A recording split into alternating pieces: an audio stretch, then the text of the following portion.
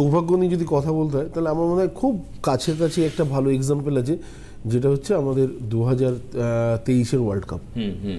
তো তাতে এক মাস আগের আমার প্রেডিকশন ছিল যে ভারতের কোথাও না কোথাও কাপ পাওয়াটা একটু টাফ আছে, বা যদি পায় অবশ্যই আমি খুশি হব।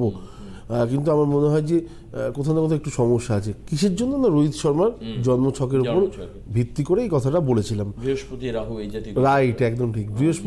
বৃহস্পতি রাহু।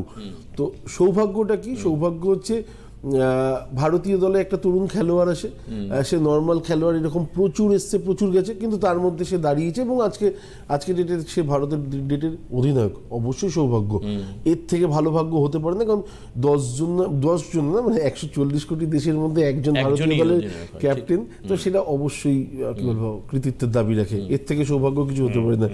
কিন্তু ওনার লেভেলে আমি যদি ভাবি যে আমি আজকে ডেটে রোহিত শর্মা, তাহলে আমার লেভেলের অ্যাচিভমেন্টটা কোথায় হওয়া উচিত?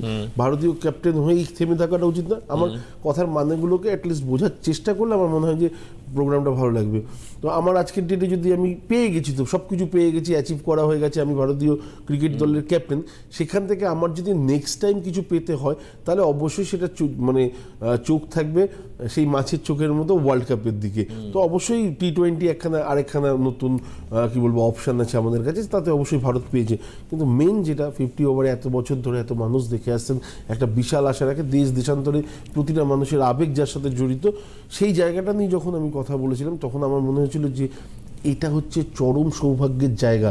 যে সুখটা প্রাপ্তি হওয়া বা ভাগ্যে লেখাটা বড় একটা ব্যাপার। সেক্ষেত্রে যদি বৃহস্পতি আমাকে সেই লেভেলে পাওয়ার না দেয়, সেই লেভেলের ক্ষমতা না দেয়, আমি পারবো না।